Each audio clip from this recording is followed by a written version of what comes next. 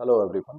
आज की क्लास में हम ये देखेंगे कि कुछ शब्द ऐसे होते हैं जो रिपोर्टेड स्पीच में आते हैं और उनको हम हटाते हैं। तो आज उन पर हम चर्चा करेंगे कि उन शब्दों को कैसे हटाना है।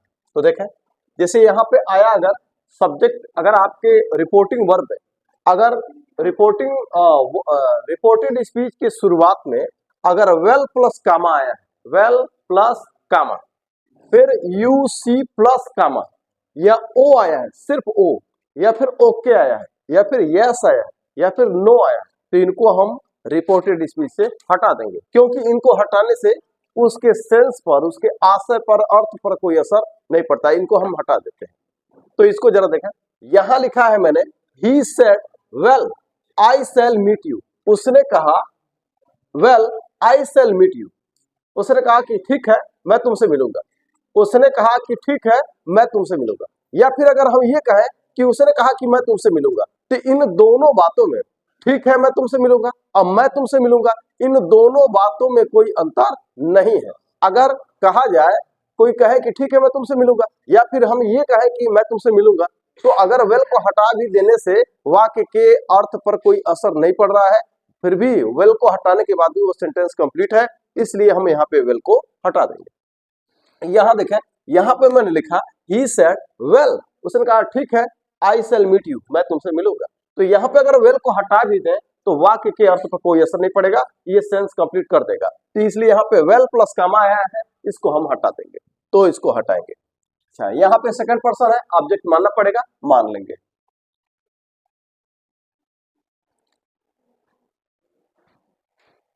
मी मान लेते हैं ऑब्जेक्ट। तो जब ऑब्जेक्ट मान रहे हैं तो सेट कंट्रोल हो जाएगा। कामा इन्वर्टेड कामा के स्थान पर लिखेंगे दैट। अब वेल को हटा दिया, अब हो जाएगा आई, आई को चेंज करें ही के अनुसार, तो हो जाएगा हमारा ही। विल और सेल को, रिपोर्टिंग वर्ब पास्ट टेंस में है तो विल सेल को बदल देंगे वुड में, तो यहां हो जाएगा आपका वुड। और यहां पे हो जाएगा ये मीट, वुड के साथ फर्स्ट फॉर्म होता है, इसमें कोई बदलाव नहीं। मीट, यू, यू आपका सेकंड पर्सन, यू आपका सेकंड पर्सन, सेकंड पर्सन को बदलेंगे ऑब्जेक्ट के अनुसार, और ऑब्जेक्ट क्या है, मी। तो अब यू आपका ऑब्जेक्ट है यहाँ पे, तो यू ऑब्जेक्ट माने हैं, यू आपका ऑब्जेक्ट है यहाँ पे। यहाँ पे अगर देखा जाए, ये कभी सब्जेक्ट भी होता है, कभी ऑब्जेक्ट भी होता है। तो अगर यहाँ पे यू सब्जेक्ट ऑब्जेक्ट है, क्योंकि वर्ब के बाद आया है, तो ऑब्जेक्ट, अगर यू ऑब्जेक्ट है तो मी के अनुसार हो जाएगा मी। यहाँ पे कामा इन्वर्टेड कामा हट जाएगा। दूसरे वाक्य में देखें, सुमित सेड, सुमित ने कहा, यू प्लीड वेल, तुमने अच्छा खेला। सुमित ने कहा कि तुमने अच्छा खेला, यू प्लीड वेल, तुमने अच्छा खेला। तो अब यहाँ पे अगर हम वेल को हटा दें तो क्या हो जाएगा, यू प्लीड, तुमने खेला। तो यहाँ पे अगर वेल को हटाते हैं तो आपके वाक्य के अर्थ पर असर पड़ेगा। अगर मैं आपसे ये कहूं कि तुमने खेला, और फिर मैं तुमसे ये कहूं कि तुमने अच्छा खेला, तो इन दोनों बातों में अंतर है, क्योंकि वेल यहां से हटाने पर इसके अर्थ पर, इसके सेंस पर असर पड़ेगा, इसलिए यहां से वेल को नहीं हटाएंगे। पिछले वाक्य में वेल को हटाने से उसके सेंस पर असर नहीं पड़ रहा था, उसको हटा दिए। यहाँ पे वेल को हटाने से इसके अर्थ में अंतर आ जाएगा, इसलिए यहां से वेल को नहीं हटाएंगे।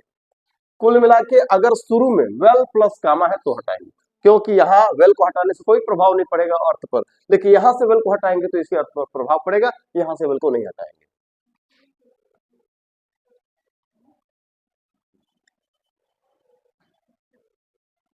यहाँ पे यू सेकंड पर्सन, तो सेकंड पर्सन को बदलने के लिए ऑब्जेक्ट की जरूरत पड़ेगी, इसलिए हम यहाँ पे ऑब्जेक्ट मानेंगे।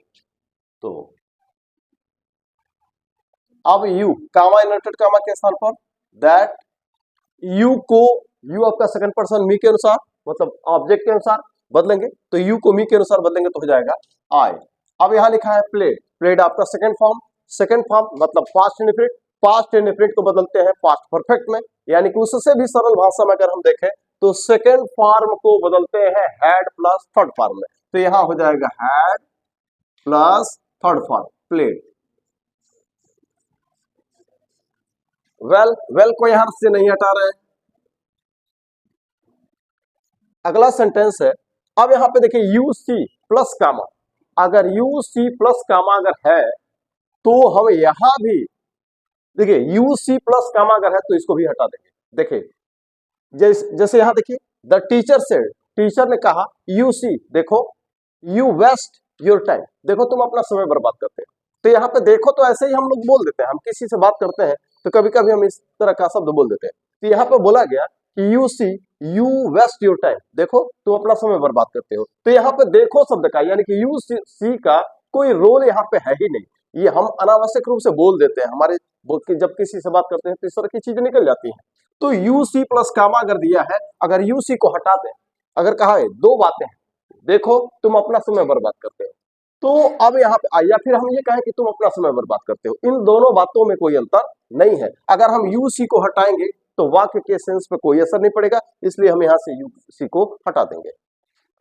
सेकंड पर्सन इसके बाद भी बचेगा, तो सेकंड पर्सन को बदलने के लिए ऑब्जेक्ट की जरूरत पड़ेगी। अगर हम यू सी को हटाते हैं तो भी तो सेकंड पर्सन बच रहा है, तो इसलिए हम यू को चेंज करने के लिए ऑब्जेक्ट को मानेंगे।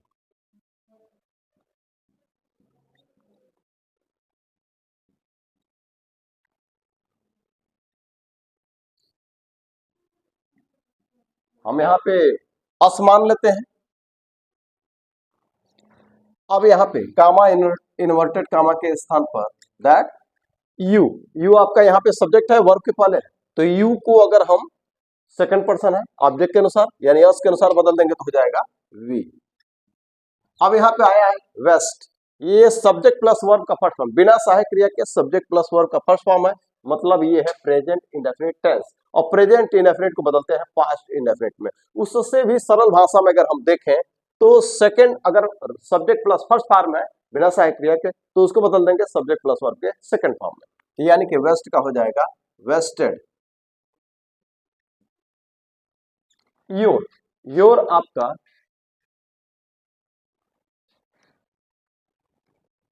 योर आपका second person, second person, second person को बदलेंगे ऑब्जेक्ट अस के अनुसार तो हो जाएगा our time. Comma inverted comma हट जाएगा। इसको देखें, यहां लिखा है सी सेड, उसने कहा यू सी अस यस्टरडे, तुमने हमें कल देखा। इसमें कहा गया सी सेड, उसने कहा कि नहीं, वो सी सेड उसने कहा या वह कही कि यू सी अस यस्टरडे, तुम कल हमें देखे। अब अगर यहां से हम यू सी को हटा दें तो बचेगा क्या? अगर हम यू सी को हटा दें तो बचेगा क्या? अस यस्टरडे, हमें कल, तो यहां तो ये वाक्य अधूरा हो जाएगा। तो यहां से यू सी को हटाने पर ये सेंटेंस अधूरा हो जाएगा, इसलिए यहां से यू सी को नहीं हटाएंगे, यही अंतर। तो इस वाक्य में हमने देखा कि you see you waste your time, देखो तुम अपना समय बर्बाद करते हो, तो यहां से यू सी को हटा दिए तो भी सेंटेंस आ रहा था, सेंस आ रहा था कि तुम अपना समय बर्बाद करते हो। तो यहां से यू सी को हटाए तो वाक्य के सेंस पे कोई असर नहीं पड़ा, ये वाक्य फिर भी पूरा था। यहाँ पे क्या है कि जैसे ही हम यू सी को हटाएंगे, यू सी, तो यहाँ क्या बच जाएगा? अस यस्टरडे, हमें कल, तो ये यहां से यू सी को हटाएंगे तो वाक्य अधूरा हो जाएगा यहां, इसलिए यहां से यू सी को नहीं हटाएंगे। तो यहां पे ऑब्जेक्ट मानेंगे तो सी टोल्ड अस, कामा इन्वर्टेड कामा के स्थान पर दैट, हमने अस मान लिया ऑब्जेक्ट, यू को चेंज करें सेकंड पर्सन ऑब्जेक्ट के अनुसार, और यू है यहाँ पे है सब्जेक्ट, तो यू को अगर सब्जेक्ट है तो अस के अनुसार चेंज करने पर हो जाएगा वी। यहाँ पे आया है सी, यू और प्लस वर्ब का फर्स्ट फॉर्म, ये देखिए सी फर्स्ट फॉर्म है, तो बिना सहायक क्रिया के first form subject plus first form है, तो वो है आपका प्रेजेंट इंडेफिनिट, और प्रेजेंट इंडेफिनिट को बदल देते हैं पास्ट इंडेफिनिट में अगर रिपोर्टिंग वर्ब पास्ट टेंस में है तो। लेकिन अगर इससे भी सरल भाषा में देखें कि अगर सब्जेक्ट प्लस वर्ब का फर्स्ट फॉर्म है तो हम उसको बदल देंगे सब्जेक्ट प्लस वर्ब के सेकंड फॉर्म में, यानी कि सी का हो जाएगा सेकंड फॉर्म, यानी कि सा, सा। अस, अस हमारा फर्स्ट पर्सन, फर्स्ट पर्सन को बदलेंगे सब्जेक्ट के अनुसार, सब्जेक्ट है आपका सी, तो अस को अगर हम सी के अनुसार बदल देंगे तो क्या होगा? अस को ही और एक वचन पुल्लिंग, सी और एक वचन स्त्रीलिंग, दे और बहुवचन, यानी कि थर्ड पर्सन में जब बदलेंगे तो हो जाएगा देम। यस्टरडे को बदल देंगे किसमें? द प्रीवियस डे, अच्छा है द डे बिफोर, चलिए हमने लिखा the previous day.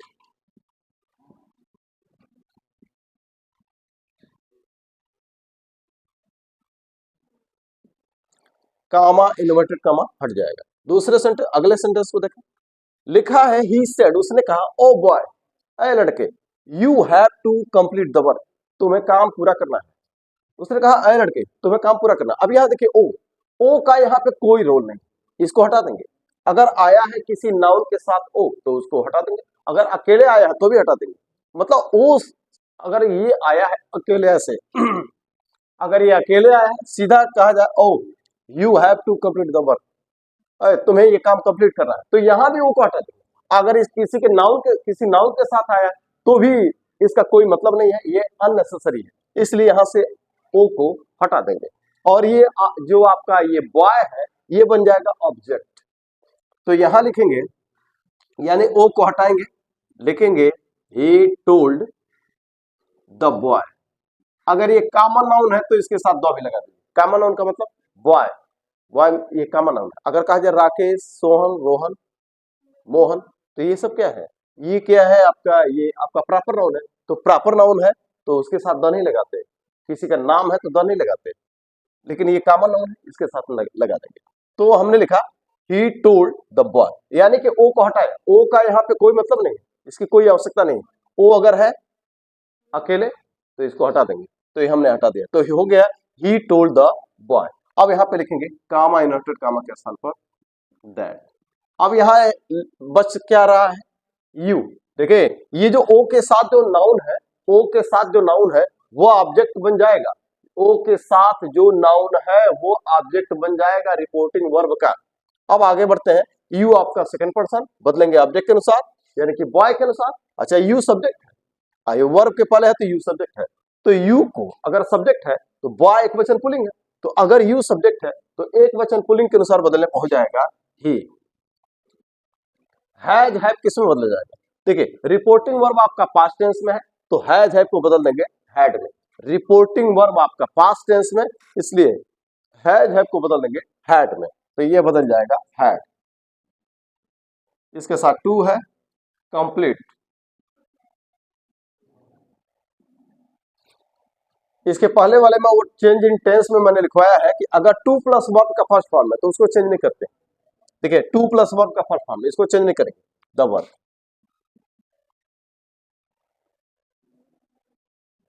Comma inverted comma हट जाएगा। आगे बढ़ेंगे, अब देखते हैं तीसरे सेंटेंस में, जरा यहां देखिएगा।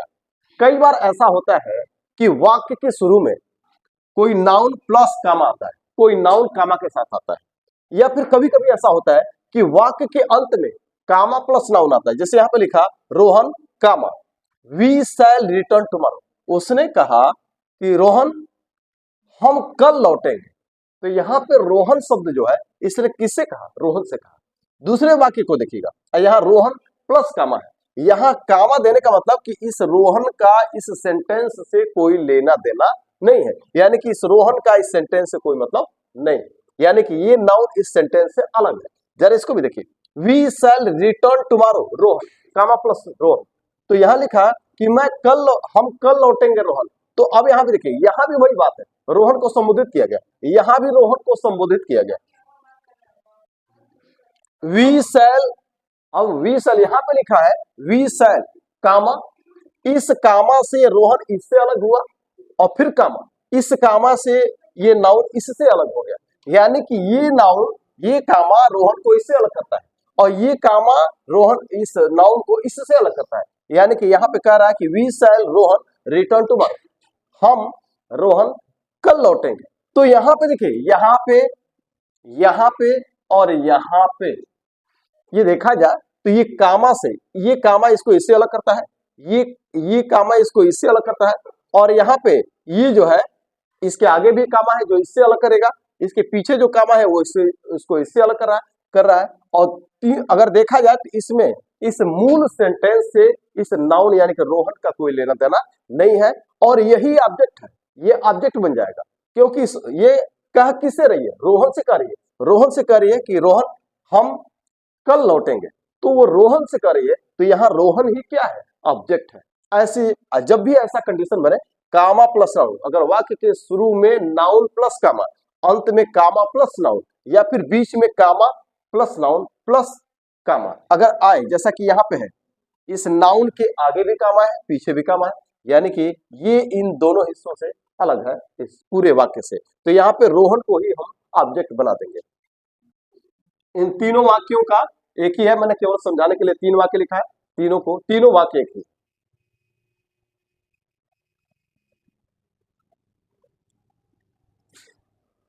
रोहन हमारा ऑब्जेक्ट बनेगा।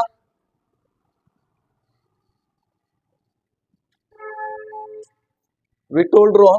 अब आगे है वी। वी आपका फर्स्ट पर्सन को बदलेंगे। देखिए सब पूरा सेंटेंस एक ही है, तीनों में सेंटेंस एक ही है, उसमें कोई बदलाव नहीं। चलिए वी हमारा फर्स्ट पर्सन सब्जेक्ट के अनुसार तो हो जाएगा कामा इन्वर्टेड कामा के स्थान पर दैट, और वी फर्स्ट पर्सन सी के अनुसार हो जाएगा दे।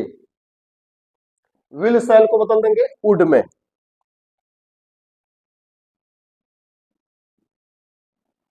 रिटर्न, तो रिटर्न है तो वुड के साथ फर्स्ट फॉर्म ही होता है।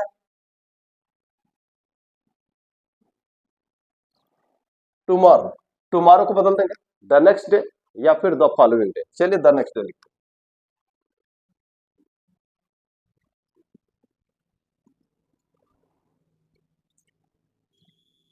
कामा इन्वर्टेड कामा हटेगा। और एक शब्द और है, अगर किसी सेंटेंस में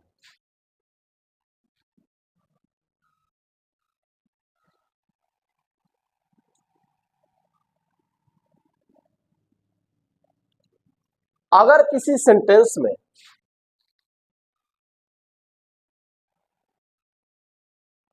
किसी भी सेंटेंस में अगर आए सर, मैडम, मैम या और कोई सम्मान सूचक शब्द आए, जैसे अगर आए your excellency, your highness, your majesty, इस तरह के जब शब्द आए, फिर मैं इसको रिपीट कर रहा हूं, अगर किसी सेंटेंस में सर, मैडम या ma'am, your majesty, your highness, your excellency, इस तरह के सम्मान सूचक शब्द अगर आते हैं तो इनको हम वाक्य से हटा देंगे और क्या करेंगे, इनको हटाएंगे। और जो रिपोर्टिंग वर्ब है, रिपोर्टिंग वर्ब का मतलब यहाँ पे टोल्ड, तो टोल्ड के पहले एक शब्द जोड़ देंगे, टोल्ड के पहले शब्द एक जोड़ेंगे, वो होगा रेस्पेक्टफुल्ली।